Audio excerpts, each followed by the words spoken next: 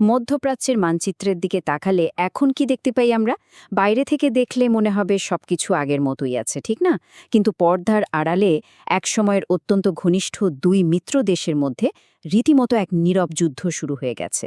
আর অবাক করা বিষয় হলো, এই রেষারেষি শুধু তাদের নিজেদের মধ্যে সীমাবদ্ধ নেই, বরং পুরো বিশ্বের সমীকরণ একেবারে উল্টে পাল্টে দিচ্ছে। আজকের এই বিশ্লেষণে আমরা ঠিক সেটাই দেখব, কিভাবে একটা আঞ্চলিক প্রতিযোগিতা থেকে সম্পূর্ণ নতুন কিছু বৈশ্বিক জোট তৈরি হচ্ছে, যা বিশ্বের অর্থনীতি আর রাজনীতিকে নতুন রূপ দিচ্ছে। তো চলুন একদম গভীরে ঢোকা যাক। আজ আমরা যে বিষয়গুলো নিয়ে কথা বলবো তা হল, প্রথমে নীরব আরব যুদ্ধ, এরপর ইরানের প্রভাব, তারপর ওপেক থেকে বেরিয়ে আসা, নিয়ম বনাম দুবাই প্রজেক্ট, নতুন বৈশ্বিক জোটগুলোর উত্থান এবং শেষে এক বিভক্ত বিশ্বব্যবস্থা। তো শুরু করা যাক প্রথম পর্ব দিয়ে, নীরব আরব যুদ্ধ। বিষয়টা অনেকটা দুই হেভিওয়েট চ্যাম্পিয়নের মুখোমুখি দাঁড়ানোর মতো। একদিকে রয়েছে সৌদি আরব। আমরা সবাই জানি তারা মুসলিম বিশ্বের ধর্মীয় কেন্দ্র, সেই সাথে বিশ্বের সবচেয়ে বড় তেল রপ্তানিকারক এবং ঐতিহাসিকভাবেই এক বিশাল সামরিক শক্তি। আর ঠিক উল্টো দিকে রয়েছে সংযুক্ত আরব আমিরাত, বিশেষ করে দুবাই। গত কয়েক দশকে তারা নিজেদের এমন এক জায়গায় নিয়ে গেছে যে আজ তারা বৈশ্বিক বাণিজ্য, পর্যটন এবং বড় বড় সব কর্পোরেট সদর দপ্তরের এক নম্বর গন্তব্য। এই যে মৌলিক শক্তির পার্থক্য, কে কার চেয়ে বাণিজ্যে বা কর্তৃত্বে এগিয়ে থাকবে, এটাই মূলত তাদের ভেতরের এই ঠান্ডা লড়াইয়ের আসল কারণ। এবার আসি দ্বিতীয় পর্বে। এই দ্বন্দ্বের আগুনে ঘি ঢালল কে? ইরানের প্রভাব। সংখ্যাটার দিকে একবার তাকালেই বোঝা যায়, ২২০০ ড্রোন আর ৫০০রও বেশি মিসাইল। ইসরায়েল ইরান সংঘাতের জের ধরে ইরান যখন সংযুক্ত আরব আমিরাতের দিকে এই বিপুল পরিমাণ অস্ত্র ছুঁড়ে মারল, পরিস্থিতিটা একবার ভাবা যেতে পারে। যদিও আমিরাত এর বেশিরভাগই মাঝ আকাশে ধ্বংস করতে পেরেছিল, কিন্তু এত বড় মাপের একটা আক্রমণ তাদেরকে ভেতর থেকে নাড়িয়ে দেয়। তারা পরিষ্কার বুঝতে পারে, নিজেদের বাঁচাতে হলে এখনই একটা শক্তপোক্ত আঞ্চলিক জোট দরকার। কিন্তু গল্পে আসল মোড়টা নিল ঠিক এই বিপদের সময়। তথ্যসূত্র বলছে, আমিরাত শতভাগ নিশ্চিত ছিল যে তাদের এত কাছের মিত্র সৌদি আরব অন্তত ইরানের এই হামলার তীব্র নিন্দা করবে, হয়তো আমেরিকা বা ইসরায়েলের সাথে মিলে কোনো জোটও গড়বে। কিন্তু বাস্তবে কি হলো? সৌদি আরব একদম চুপ, কোনো নিন্দা নেই, কোনো মার্কিন জোটে যোগ দেয়া নেই। তাদের এই কৌশলগত নীরবতা আমিরাতকে আক্ষরিক অর্থে হতবাক এবং প্রচণ্ড ক্ষুব্ধ করে তোলে। এর পরের ধাপে পরিস্থিতি আরও জটিল হয়। পর্ব ৩, ওপেক থেকে প্রস্থান। ওই নীরবতার পর আমিরাত বুঝল আর এক ছাদের নিচে থাকা সম্ভব নয়। ক্ষোভে ফেটে পড়ে ৩০শে এপ্রিল তারা বিশ্বের প্রধান তেল নিয়ন্ত্রক সংস্থা ওপেক থেকে একেবারে স্থায়ীভাবে বেরিয়ে আসল। কারণ ওপেকের নেতৃত্বে তো সৌদি আরব।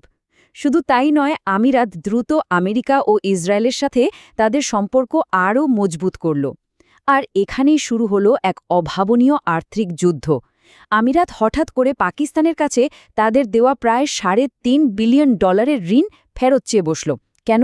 কারণ পাকিস্তানের সাথে সৌদির খুব ভালো সম্পর্ক।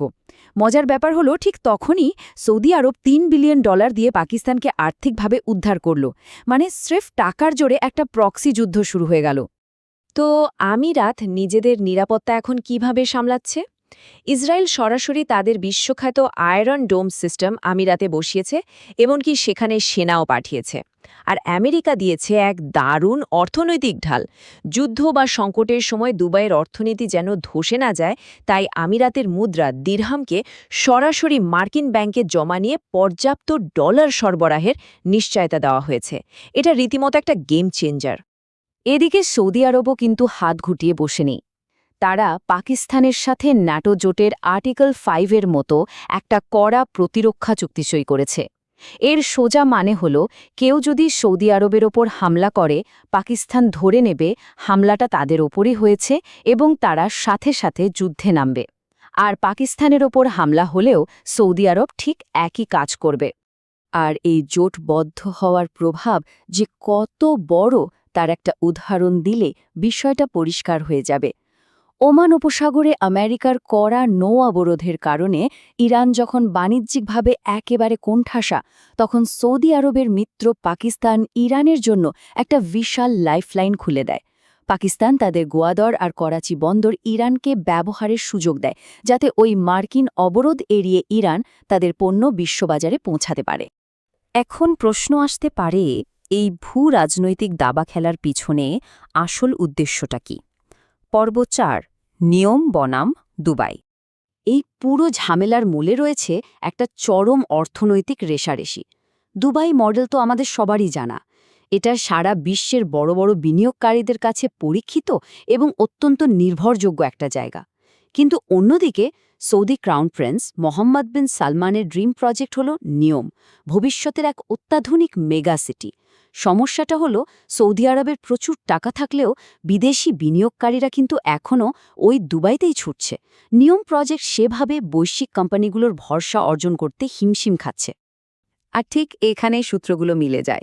তথ্যসূত্র বলছে, ইরানের হামলার সময় সৌদি আরবের ওই নীরবতা আসলে কোনো ভয় বা দুর্বলতা থেকে আসেনি। এটা ছিল তাদের মাস্টার স্ট্রোক। একবার ভাবলেই পরিষ্কার হয়ে যায়, দুবাইয়ের সবচেয়ে বড় ইউএসপি বা শক্তি হল সেখানকার নিশ্ছিদ্র নিরাপত্তা। যদি ইরানের ড্রোন হামলার আতঙ্কে দুবাইয়ের সেই নিরাপদ স্বর্গ ইমেজটা নষ্ট হয়ে যায়, তাহলে গ্লোবাল ইনভেস্টররা স্বভাবতই বিকল্প খুঁজবে। আর তখনই তাদের সামনে পড়ে থাকা একমাত্র আকর্ষণীয় বিকল্প হবে সৌদি আরবের নিয়ম। এই রেষারেষি থেকে জন্ম নিচ্ছে নতুন মেরুকরণ। পর্ব ৫, নতুন বৈশ্বিক জোট। এই ছকটার দিকে একটু তাকানো যাক। সৌদি আর আমিরাতের এই দূরত্বের কারণে পুরো বিশ্ব কার্যত দুটো নতুন ব্লকে ভাগ হয়ে যাচ্ছে।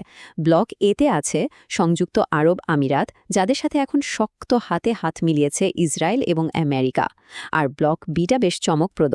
এখানে সৌদি আরব, পাকিস্তান আর ইরানের মতো দেশগুলো এক ছাতার নিচে আসছে, যেখানে তুরস্ক বেশ জড়িত।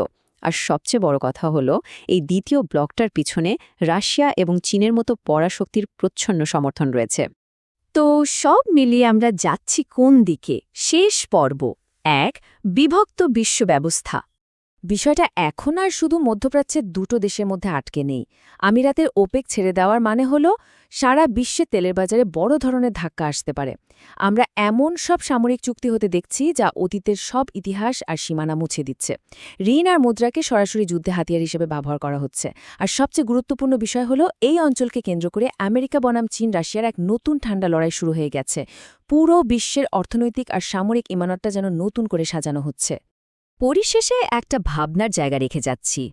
মধ্যপ্রাচ্য যদি সত্যি এভাবে পুরোপুরি দুটো আলাদা সামরিক ও অর্থনৈতিক ব্লকে ভাগ হয়ে যায়, তাহলে এই তথাকথিত আন্তর্জাতিক স্থিতিশীলতার আর কতটা অবশিষ্ট থাকবে? বিশ্বের শক্তি আর ক্ষমতারই বিশাল বাগবদল আগামী দিনগুলোতে আমাদের ঠিক কোথায় নিয়ে দাঁড় করাবে? বিষয়টা নিয়ে গভীরভাবে ভাবার সময় কিন্তু এখনই। এই বিশ্লেষণে আমাদের সাথে যুক্ত থাকার জন্য ধন্যবাদ।